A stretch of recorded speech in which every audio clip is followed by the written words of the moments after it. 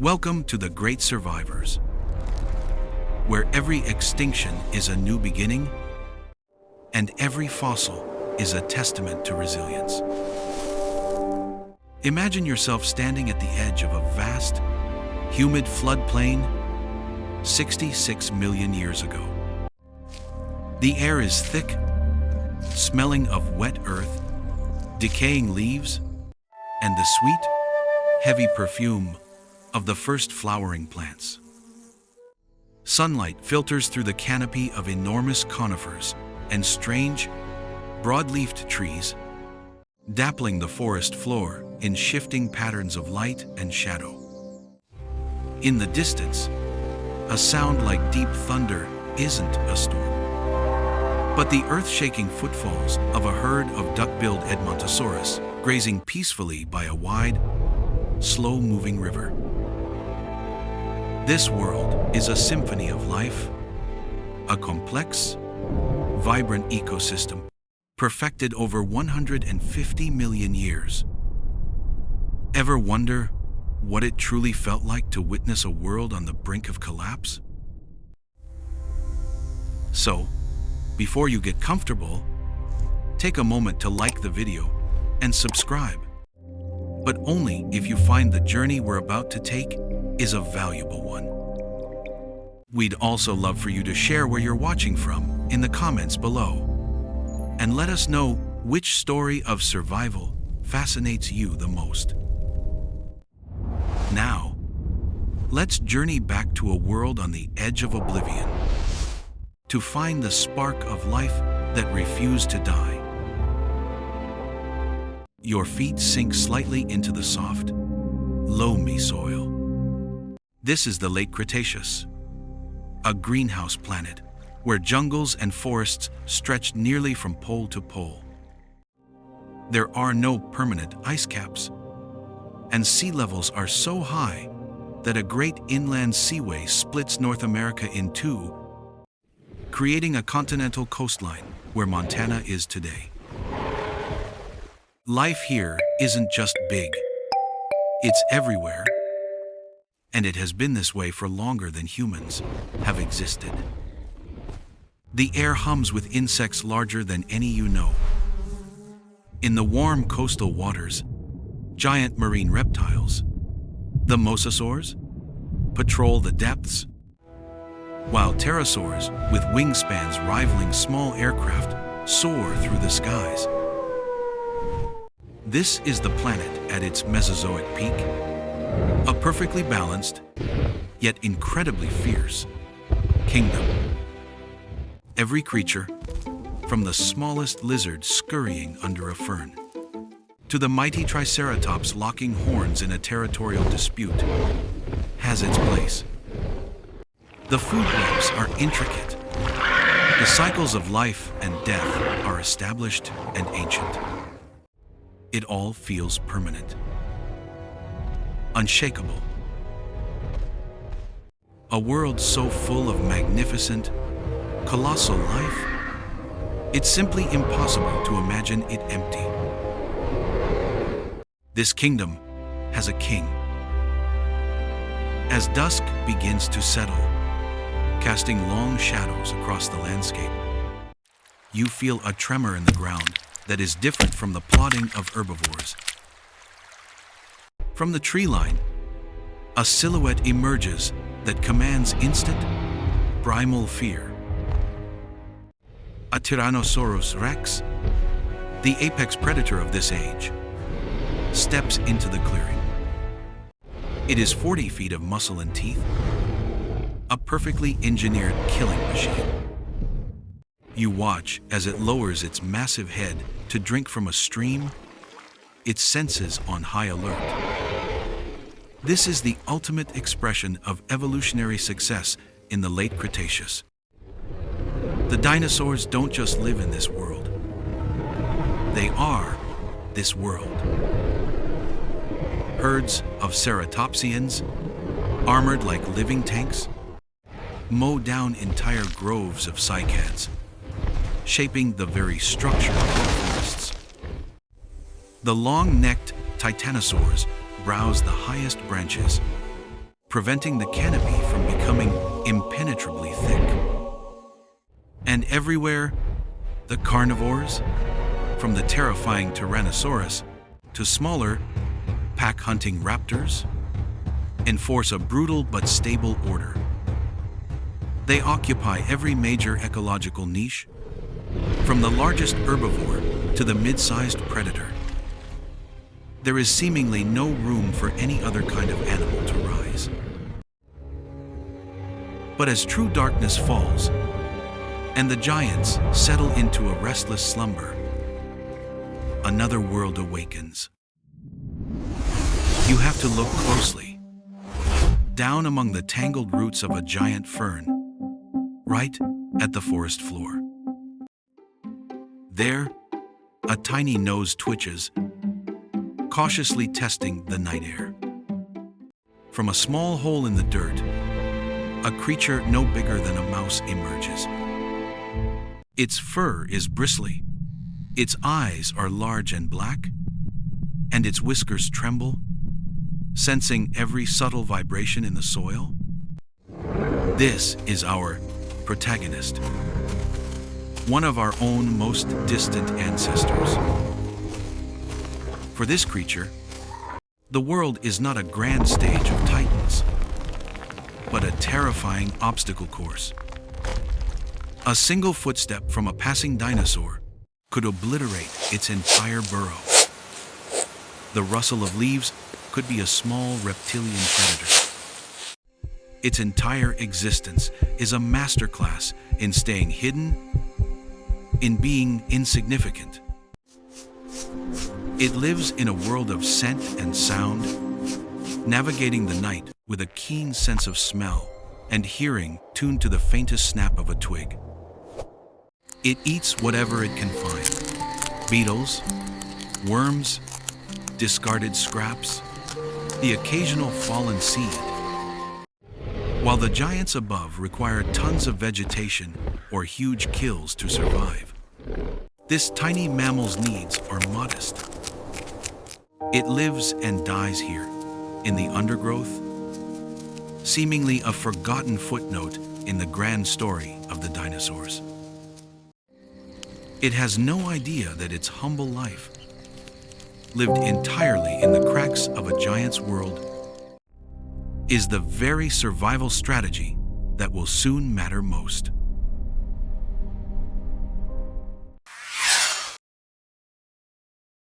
The night continues, just as millions of nights have before. Our tiny ancestor scurries from one hiding place to another, its world confined to the sense of the damp earth and the pursuit of its next insect meal. It is completely unaware, as is every other living thing on the planet, that the stable world they know is in its final moments. But then, if you were to look up, you would notice something new in the familiar tapestry of stars. A single point of light, brighter than any other, that wasn't there the night before. And it is growing. Far beyond the atmosphere, something is approaching. It is a mountain of rock and iron, 6 miles wide, forged in the chaos of the solar system's birth. For eons, it has tumbled silently through the void, its orbit finally intersecting with Earth's, on a collision course with destiny. It is cold, indifferent, and moving at a speed you can't possibly comprehend. More than 40,000 miles per hour, 20 times faster than a rifle bullet. As it finally meets the thin outer shell of Earth's atmosphere, the laws of physics ignite. The immense pressure of its entry doesn't just create friction. It compresses the air in front of it into a superheated plasma, a searing fireball, brighter than 1,000 suns. On the ground, miles from the impact zone, the night is banished. The sky turns from black to a brilliant, terrifying white. Every creature still awake, from the largest Tyrannosaurus to our little mammal frozen in terror at its burrow's entrance, looks up at this impossible new star. There is no sound yet, just an eerie, world-ending light that casts sharp, stark shadows across the landscape. The world holds its breath. In the few seconds it takes to cross the sky, it makes its final descent. Its target, a shallow, tropical sea in what you now know as the Gulf of Mexico. The impact is not an explosion in the conventional sense. It is an act of planetary uncreation. The asteroid and the crust of the Earth itself cease to be solid. In a fraction of a second, a crater 100 miles wide and nearly 20 miles deep is blasted open, and the asteroid, along with trillions of tons of rock and ocean water, is vaporized. The fuse has been lit on a global catastrophe, and the sound has not even begun to travel yet. The silent, blinding flash is just the beginning. A fraction of a second later, the first consequence arrives not as sound, but as a wave of unimaginable force. The ground heaves and buckles as a seismic shockwave, thousands of times more powerful than any earthquake in human history, radiates across the globe, leveling forests for 1,000 miles around the impact zone. Mega tsunamis, thousands of feet high, scour coastlines halfway around the world. But the most immediate and terrifying killer is what comes from above. High in the sky, the trillions of tons of vaporized rock blasted beyond the atmosphere now fall back to Earth.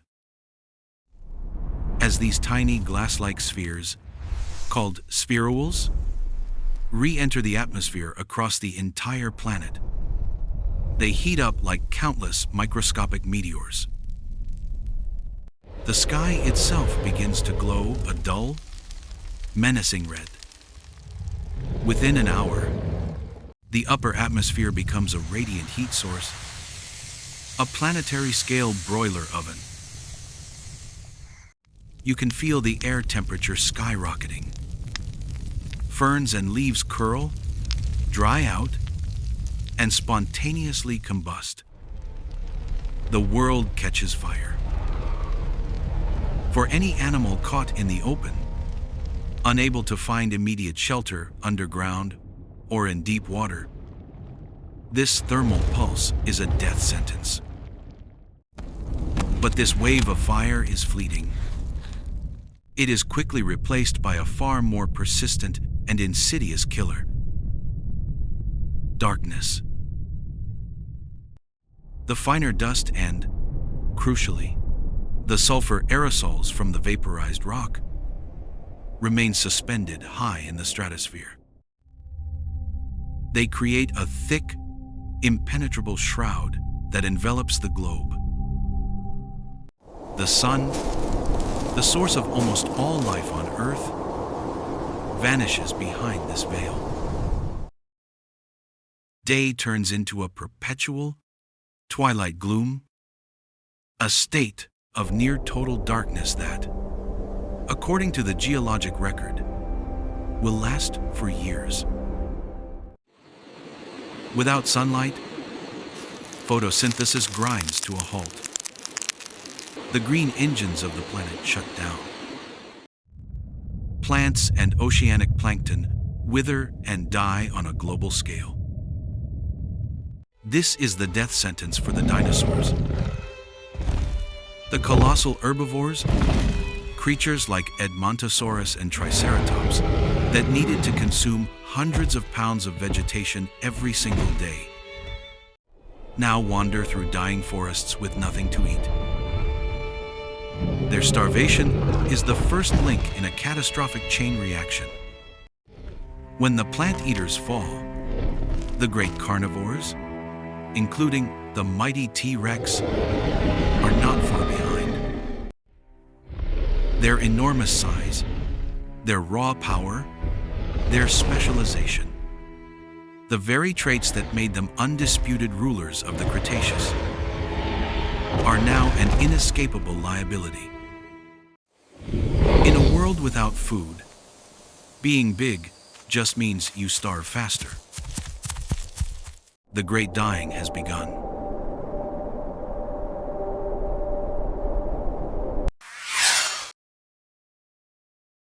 Years pass in the relentless, chilling twilight. The great beasts have fallen, their roars and footfalls fading into an eternal silence. The planet has been reset. But slowly, painstakingly, the heaviest dust particles and sulfuric acid aerosols rain out of the stratosphere. After a long and devastating night, a weak, watery sun peeks through the thinning haze. For the first time in ages, a pale, anemic light touches the surface of the Earth, revealing the scale of the destruction. And deep beneath this scarred surface, in a network of burrows insulated from the worst of the chaos, something has endured. Stirred by the faintest change in temperature, driven by a gnawing hunger, you push your way up a narrow tunnel of dirt. Cautiously, you poke your small, whiskered nose out into this new world. The world you see is a ghost. The vibrant, deep green of the Cretaceous is gone, replaced by an endless, monotonous landscape of gray and brown. The mighty forests that once scraped the sky are now fields of rotting stumps and petrified skeletons, stark against the pale sky. The ground is covered in a thick layer of fine clay dust, the settled remains of the asteroid and the pulverized planet. There is no birdsong. There are no distant bellows from a herd of herbivores. The most profound and terrifying thing about this new dawn is the silence. It is a complete and utter absence of the sounds of life that once filled every moment. As you scurry across this barren expanse, the evidence of the great dying is everywhere. The enormous ribcage of a Triceratops lies half buried in the mud, a silent monument to a lost age.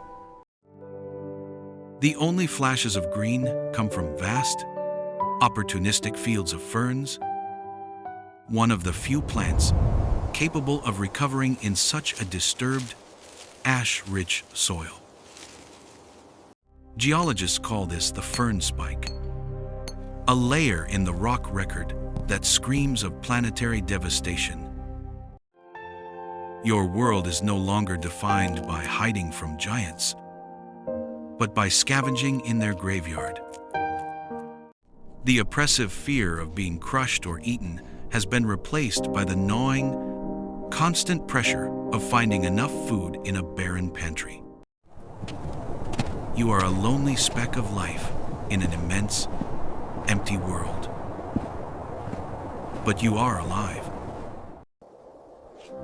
And in this new, silent kingdom of the dead, being alive is the only thing that matters.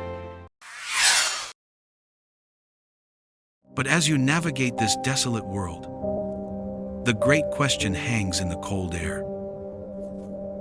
Why are you alive? Why you, and not the 40-foot-long Tyrannosaur, or the 10-ton Titanosaur? The leading theories, pieced together from the fossil record, suggest the answer lies not in strength or size, but in the humble toolkit of your everyday existence. You didn't outfight the apocalypse. You outlasted it by being prepared for a disaster you never knew was coming. First, and most critically, you survived the initial cataclysm because when the sky turned to fire, you were not in it. Your instinct to dig, to live beneath the surface, became the ultimate superpower. That simple layer of earth above your burrow acted as a perfect shield against the searing thermal pulse that cooked everything in the open. Your home was a natural apocalypse bunker. Then came the long, dark winter, and with it, the global famine. Here, your tiny body became your greatest asset. A dinosaur was a gas-guzzling supertruck in a world that had suddenly run out of fuel. It needed hundreds of pounds of food a day just to exist. You, on the other hand, were the ultimate economy model. Your caloric needs were minuscule. A few grubs, a beetle, a stray seed. This was enough to keep your tiny metabolic engine running when the global pantry was bare. This leads to your next crucial advantage. You were not a picky eater. The dinosaurs were specialists.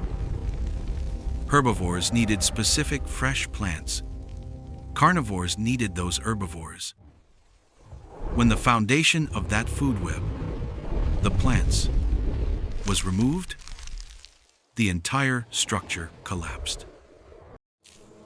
But you were a generalist, a member of the planet's cleanup crew. You could eat the insects and worms that fed on the world's rotting carcass. You could dig for surviving roots and tubers. You could gnaw on the fungi that sprouted from decaying logs. In a world of famine, your ability to eat almost anything was the key to finding a meal where others saw only death. Finally, as the world grew cold, your mammalian nature provided a vital edge. Your coat of fur and your warm-blooded metabolism allowed you to regulate your own body temperature, to stay active and forage in the persistent chill of the impact winter. These weren't spectacular traits in the Age of Giants. They were the quiet, unassuming tools of a creature designed for the margins.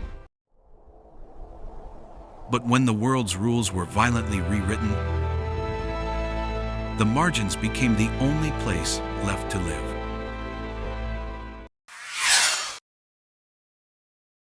The toolkit that got you through the darkness now makes you the master of the dawn.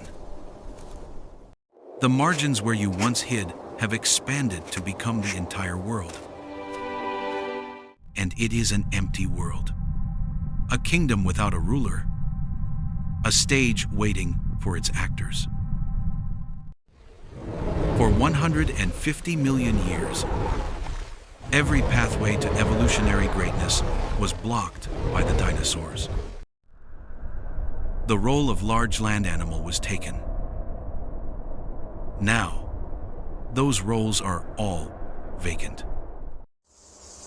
There are no titans to browse the recovering treetops, no hulking beasts to graze the endless fields of ferns, and no terrifying predators to stalk the silent forests.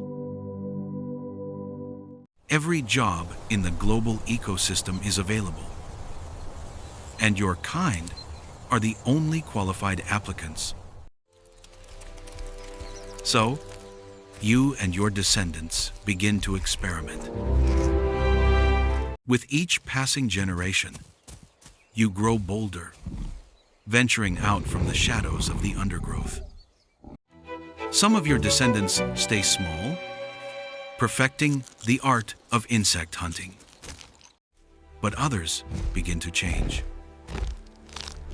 Over thousands of years, some grow larger, their jaws and teeth adapting to grind the tough, recovering plants. They are becoming the world's new herbivores. In turn, others follow them, their bodies becoming leaner and faster, their teeth sharpening for meat. They are the first true mammalian carnivores, heirs to the throne left by T-Rex. The evolutionary explosion has begun. Your family tree branches out in 100 new directions. Some clamber into the vacant trees, their digits elongating into grasping hands, paving the way for the primates. Over the span of millions of years, some will even return to the sea, their bodies reshaping into the streamlined forms of whales. The humble, shrew-like body plan of your ancestors becomes the canvas for evolution's new masterpiece. This is the beginning of the Cenozoic era, the era of new life. It is the age of mammals, and it was all made possible by your survival. From that one, terrified, furry ancestor scurrying through the ash of a dead world, an entire new dynasty of life will arise, culminating in the astonishing biodiversity we see today. That spark of life that refused to die did more than just endure. It inherited the earth. And so our journey through Earth's darkest day and the dawn that followed comes to a close. The story of our mammalian ancestor is a profound reminder that life's greatest strength is not always found in the mightiest of creatures, but in the quiet adaptability of the small and the overlooked. It teaches us that extinction, for all its terror, is not merely an ending. It is a powerful, creative force that clears the way for new possibilities, reshaping the very definition of what it means to be successful on this planet. The world you see around you, in all its incredible diversity, was forged in that crucible of fire and ice. It is a testament to the fact that even after the worst imaginable day, life finds a way to begin again, and that the smallest spark of survival can be enough to light up an entire new world.